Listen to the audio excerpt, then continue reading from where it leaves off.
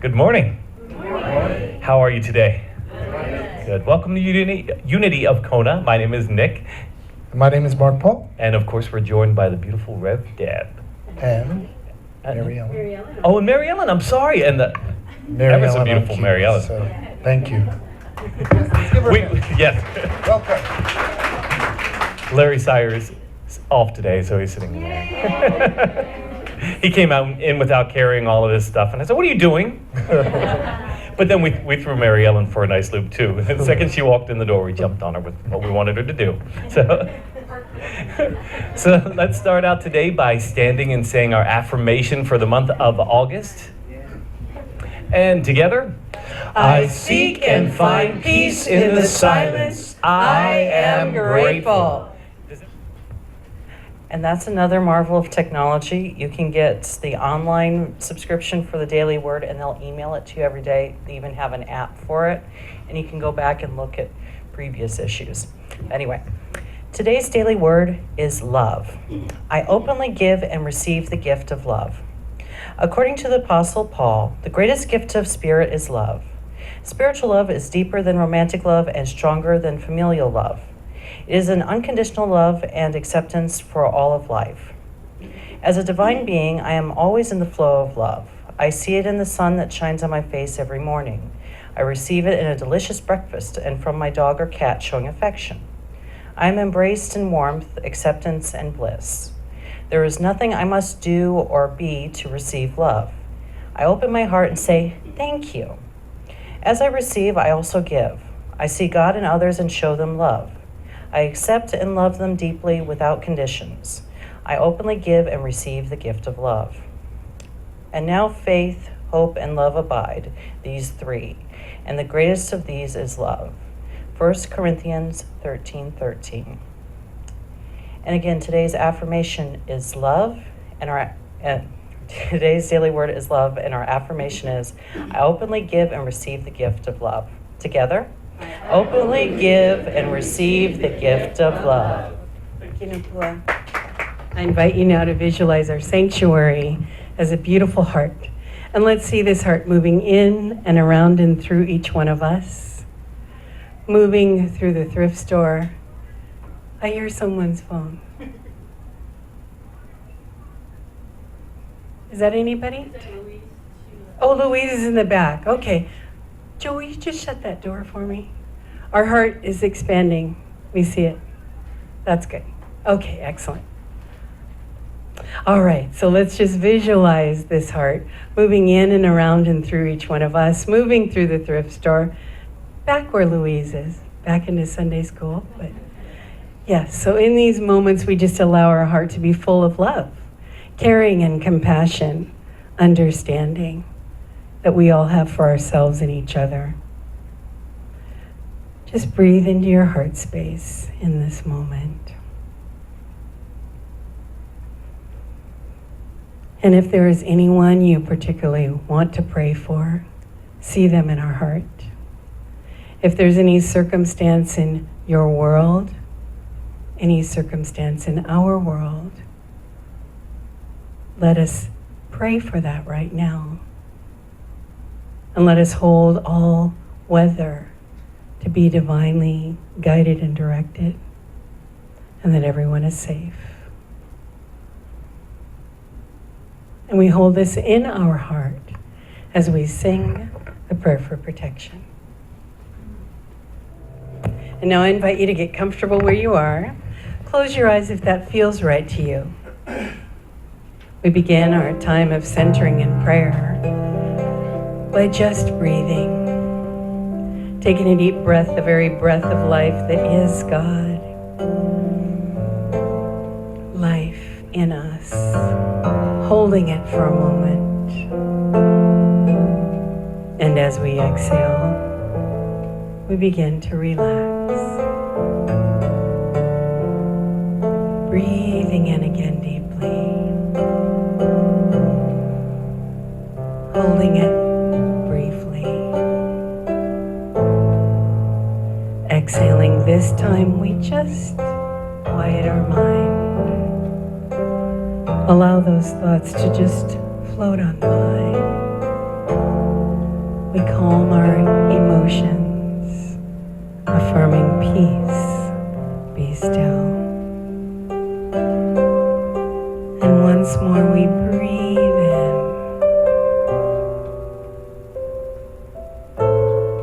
holding it briefly, and exhaling this time. We rest in the consciousness of our heart, relaxing our breath. We truly know that this is our secret place of the Most High God in us. This is our place of rest. This is our place of being. We truly know in these moments there is only one presence and one power, active in our lives and in the universe, God the Good. We know that any outside circumstance we can handle with that sense of peace and calm within. Whatever needs we may have right here and right now, we just allow them to be. God, life is greater than any circumstance. The power of prayer, the ability to listen in our meditation, allows us to be free.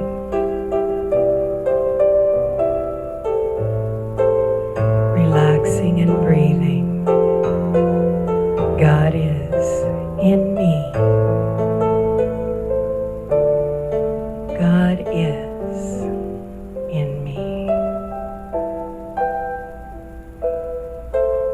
God is in me. We rest in this truth. We rest in the knowing that every need we may have at any moment, our good is always there. We are provided for moment by moment. This is how we experience our trust and our faith, knowing that God is the source of our supply, the source of everything good.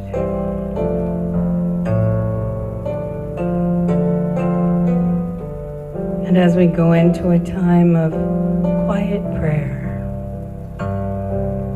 allow yourself to just be in that moment. As the thoughts come, just allow them to pass by. And we rest in this secret place of the Most High God in us. And listen, right here and right now, in the silence.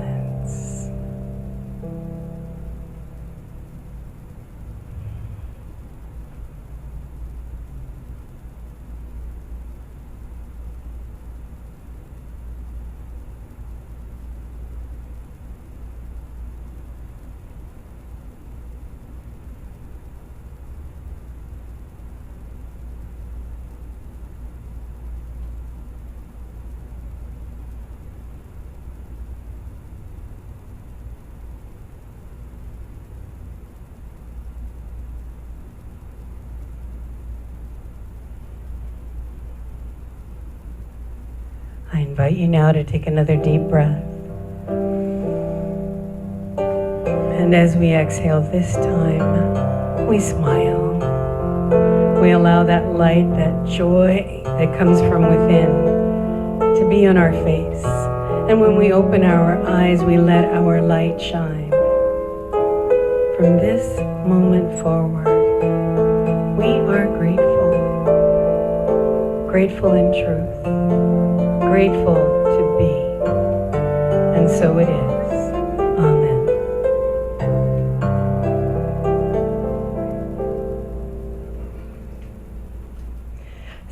we asked how everyone was today, and how are we today? Having fun, doing great. Things are good. This is our final week of studying and learning about going within into the silence. And my question is, as I begin this Sunday, is how's it going? Has it improved it's improved your life. Would you say that things are getting better? Your consciousness is improving? Your positivity? The way you see the world? Less fear, perhaps? Even though you might watch TV and the news. Oh yeah, baseball and football, but we're not going there either. But so if you do watch the news, and of course we have these 2 hurricanes coming this way, but did anybody see anything or hear anything this morning which said they're going away? So continue your prayer work, because we've been praying all week. We pray for our best and highest good, and I have to tell you, yesterday at 5:48, how many of you saw the rainbow?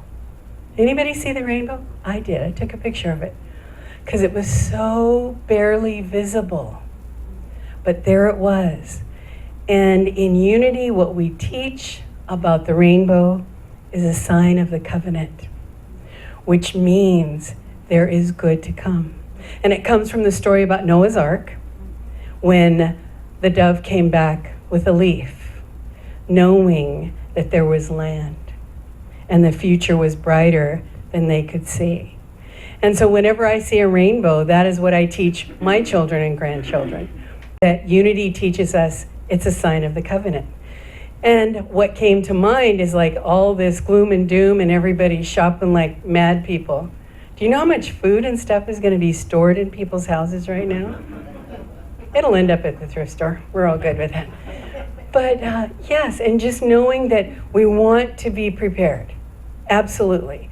Because we want to live in balance, and we want to be able to share what is good and comes to us and that we have and hold, and to also know at the same time that God is greater than any hurricane, than any storm. And remember last week when I talked about the hurricane itself, the I is where the power is, and the I is the calm. So no matter how it's going around and swirling and those winds are very, very high, we know that in the center, when we go to our center, we will find peace and quiet and supposedly the most beautiful turquoise skies. That's what I've read about in the center of a storm. So why do you meditate? Anyone? To get balance. What else? Yes. Listen. What else? What else? Why would you do this thing about being still? Quiet your mind. Because Dawn. I find when I meditate more, my life just flows. It's Wait. just like it just flows. It just flows. It's like you're in the zone, you're connected. And so I got this article, and it's been a couple of years ago now, but it says, what can help you with life, depression, and making your life work better? Meditation and prayer. And this is out of a regular, magazine that's at the checkout. And it says, meditation and prayer can restore a balanced mood by reducing respiratory and heart rates to calm the body, and by lowering the production of stress hormones by up to 32%. Don't you want to do it now? You want to be 32% more stress-free? Yes, we do. These spiritual practices also increase activity in the brain and in regions that put the brakes on nagging, negative thoughts. So when you meditate, you're changing your brain. How great is that? It's awesome. And they decrease activity in the brain's parietal lobe, which makes people feel more connected to God. That is what it does. It's promised to do this. This lessens loneliness and increases feelings of contentment and self-worth. And that was written by Andrew Newberg, and he's a doctor and co-author of How God Changes Your Brain. Did not know there was such a book as that. So we want to be part of changing our brains, changing our mind. Charles Fillmore was great about that, co-founder of Unity. He said, I reserve the right to change my mind. How many of you feel guilty when you change your mind about something? Well, we do. And if you're raised in other religions, you were trained to feel guilty when you did something for you. When you come into new thought, into truth, into unity, and you learn a new way of thinking, it's going to go against everything that you've been taught. Is that true? That's my experience. And even as a truth student in Unity for a long time, that changes too. Thoughts and beliefs and the things that I used to hold dearly, I'm like, why? Why did I hang on to that for so long? Do you ever ask yourself that? Or do you ever tell yourself, I thought I was done with this, but it comes up again, and it comes up again, and it comes up again for healing. Because we no longer want to be judgmental. We want to be free of those negative thoughts that can weigh us down and make us very, very unhappy. And so Jesus said, when thou prayest, enter into thy inner chamber, and having shut thy door, pray to the Father who is in secret. And when you go into that secret place of the Most High God in you, and you close that door, and you practice allowing the thoughts to float by, and not hang on to whatever list it is that you think you got to do right now, or whatever moment it is. And when you hear that voice within you that says, take time, spend time with me right now. I know I do it often, and I tell you that often. I use the You Pray app a lot because I love to take that moment of just quietness, of just remembering how magnificent we all are. Myrtle Fillmore wrote this about going to that secret place of the Most High. This means that when we go into the silence, we close the doors of the outer senses and get away from the shortness and craziness and busyness of material activities. Now, she didn't say busyness because it wasn't invented in that word. That word wasn't invented back in the 30s. But Myrtle Fillmore was all about the silence. That's why we've been doing this for this past month, because it's so important in our personal practice of truth. If you want to know what you believe, sit in the silence.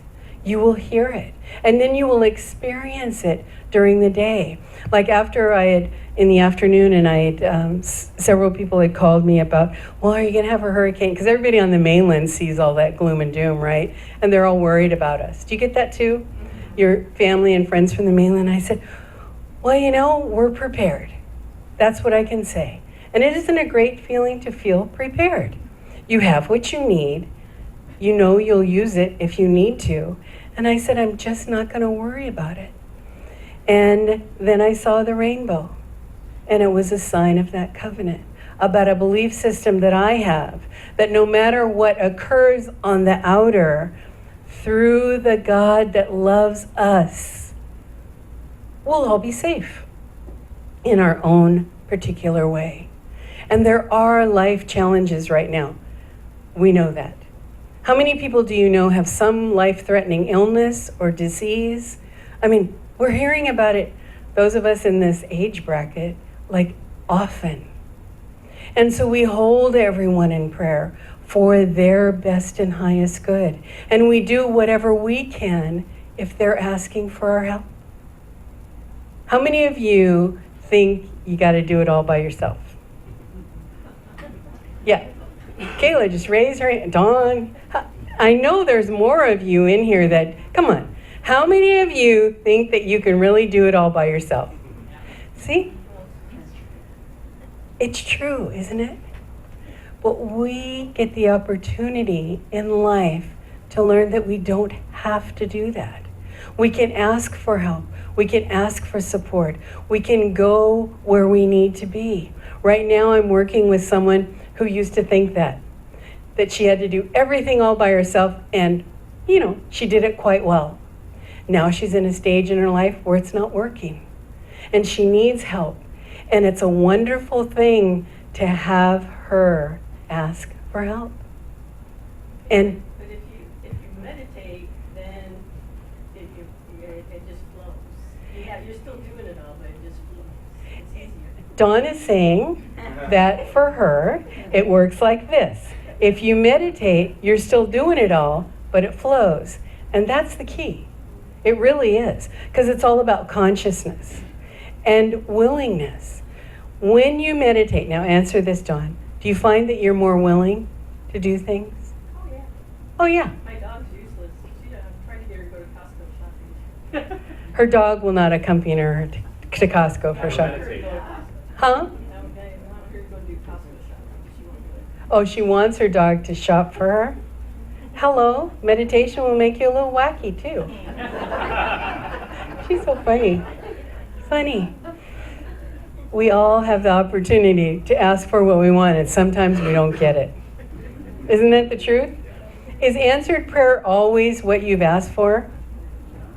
No, but isn't it always for our best and highest good? I wanted to share with you something that I shared, way back in 2002 when I went to a silent retreat in Honoka. It was beautiful.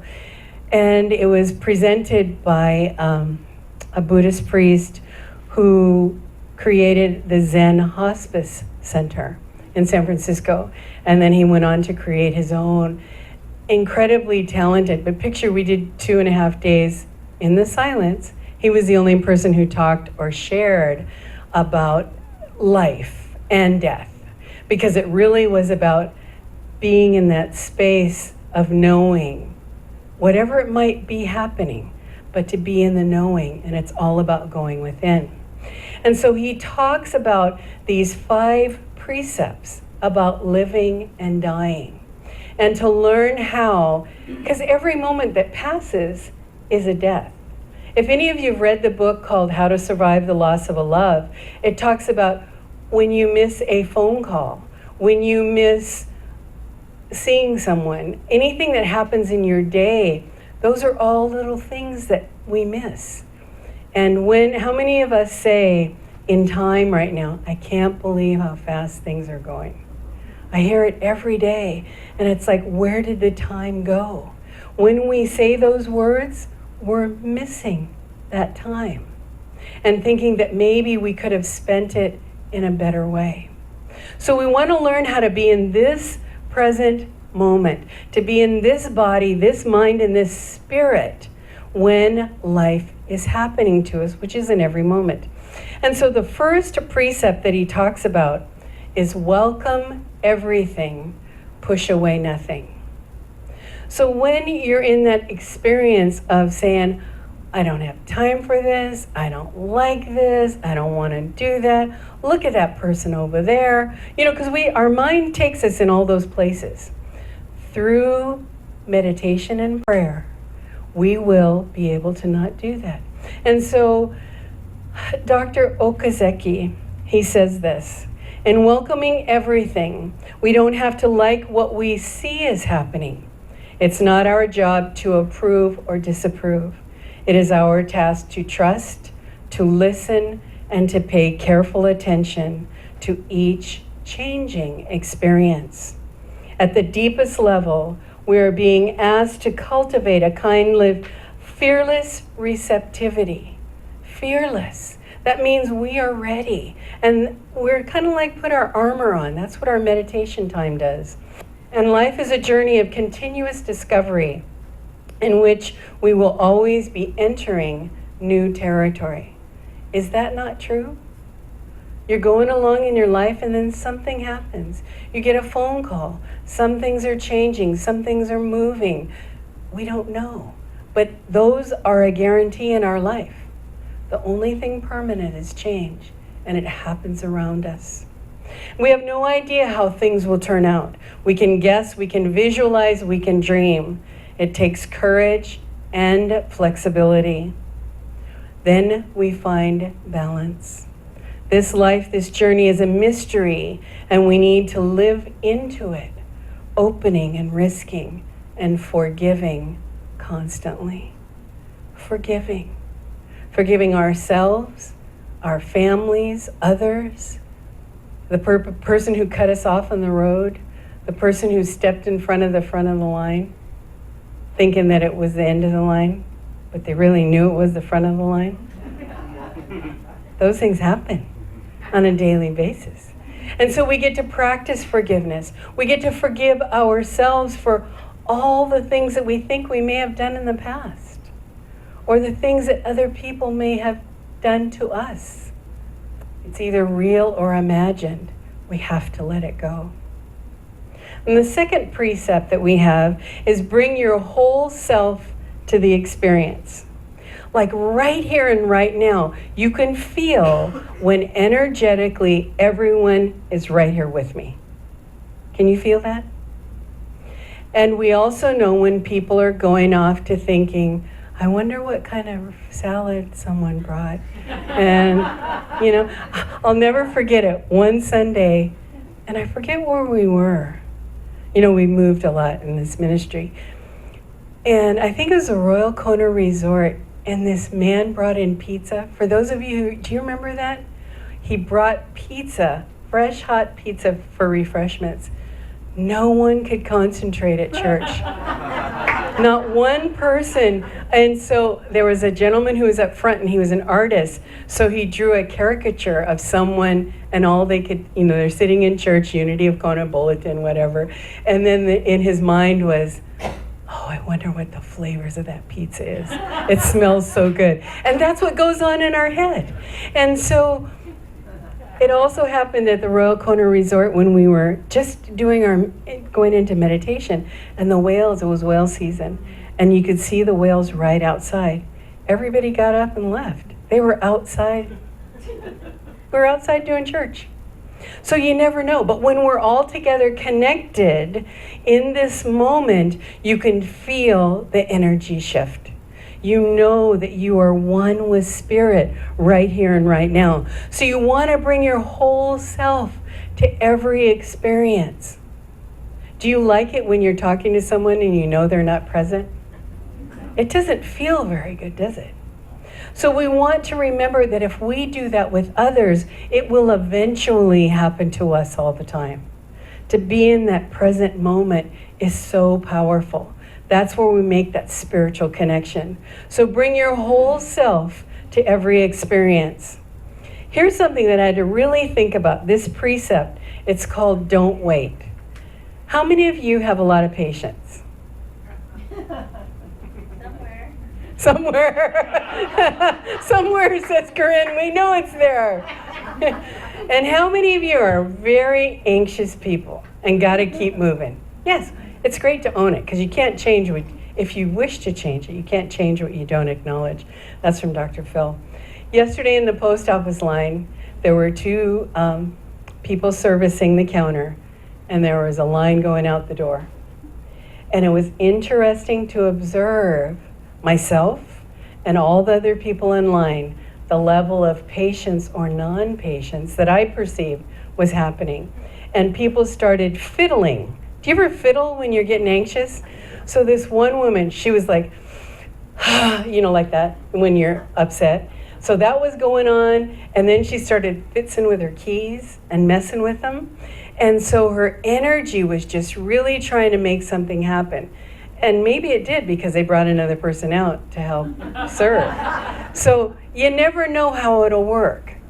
But this precept about don't wait, and he says that patience is different than waiting. And when we wait, we are full of expectations. Now think about this. When we're waiting, we miss what this moment has to offer because we're not fully present. So think about that. When we worry or strategize about what the future holds for us, we miss the opportunities that are right in front of us. Do we do that? Yes, we do, when we're out of the present moment.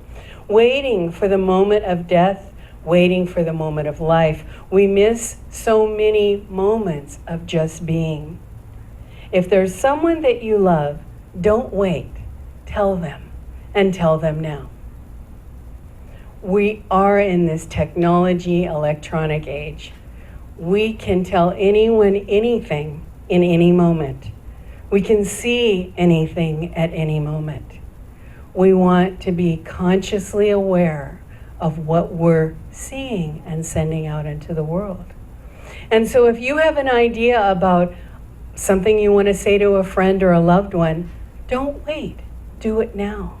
Because it will change the consciousness of the world.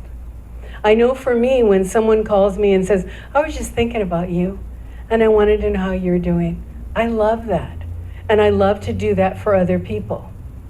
So think about that. I had trouble with this thing about learning about don't wait. Because sometimes I'll wait way too long for something instead of taking action. So it's finding the balance and finding the fine line. And the fourth precept is to find a place of rest in the middle of things. We often think of rest as something that will come when everything else is done. How many of you do that? When I finish this, then I can do that. I was raised that way. It was that reward or punishment. And so he says it's like when you can only go on a vacation when all of your work is done. You could only take a nap, I don't know when. I was raised in a household, naps were not allowed, except when you're a baby. But it was a sign of laziness if you took a nap. I had to learn to outgrow that and to be able to rest in the middle of things. It's like I used to push myself till 2 o'clock in the morning to get things done, and then I would go to bed. Any of you ever do that? Just push in work.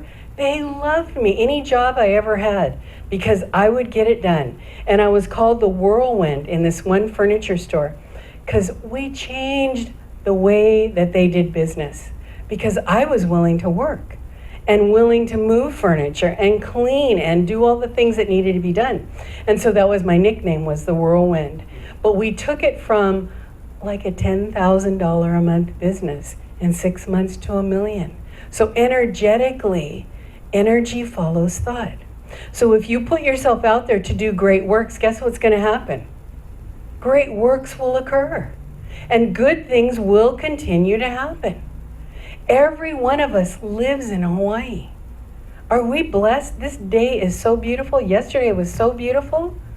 And all I could think of, as Cass and I were driving yesterday, we just, oh, it's so beautiful. We couldn't stop saying it was so beautiful. Look at the waves. Look at this.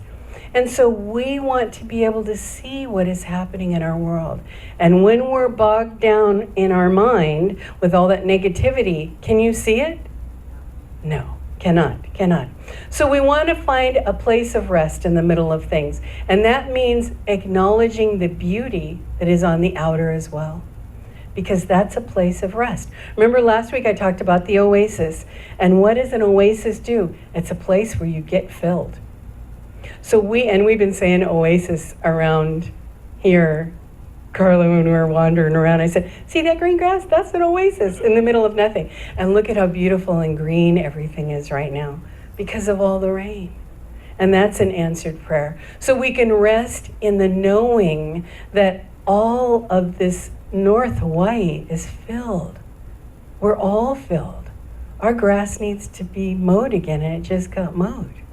Because everything is so nurtured right now by the rain. And so we want to find a place where we can rest. And the fifth precept is to cultivate a don't know mind. How many of you think you know everything? I do. I read everything. No, I don't. But we do think that. Do you ever run up against people who are talking to people who know everything? Huh? They already know. They already know. They already know. Patrick says, why have a conversation? Because when you're with someone who knows everything, You can't say anything to them, can you? No, and it's funny because I used to think my mother was a know-it-all. Any of you have parents that you thought they thought that they knew everything? And are you finding that you're becoming to be more like them every day? It is so very, very true. So we want to cultivate that don't know mind. This describes a mind that is open and receptive. How often do we say that? I am now open and receptive to the living Spirit of God in me.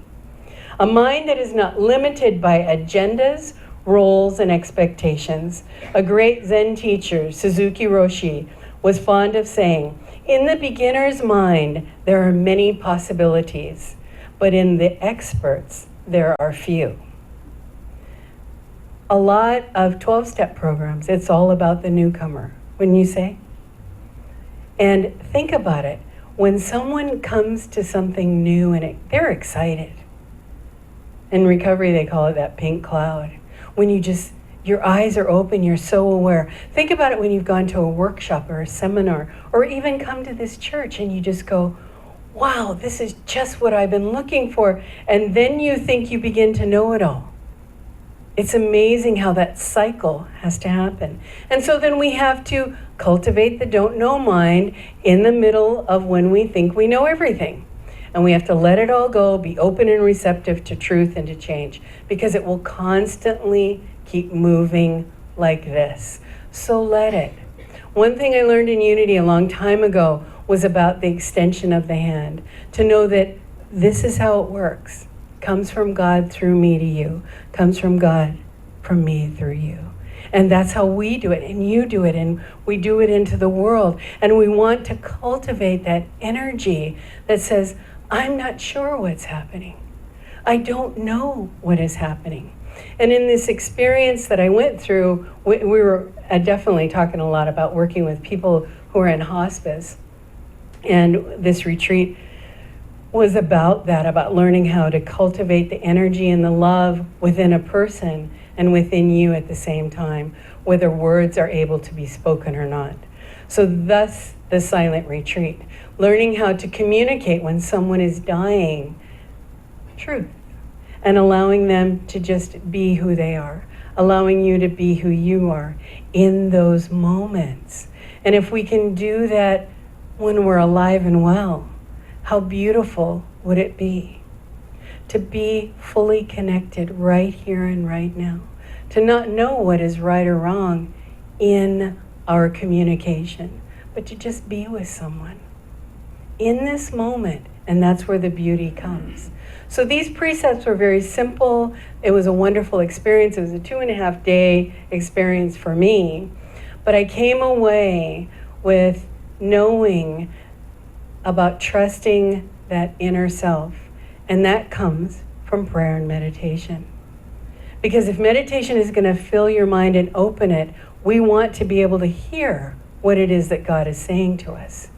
And on our Wednesday prayer time, and everyone's welcome to come, we do that very thing of allowing our mind to be open and receptive, our emotions to be open and receptive, our body to be open to healing, and our spirit to be filled.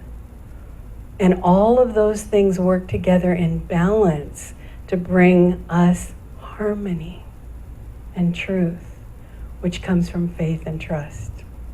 So let's keep moving forward. Next month, the month of September, is all going to be about the ability of prayer, because in our Silent Unity, 125 years of prayer for everyone, nonstop, we're going to have our World Day of Prayer, which will be September 9th and 10th. And on September 9th, we will live stream from Unity Village.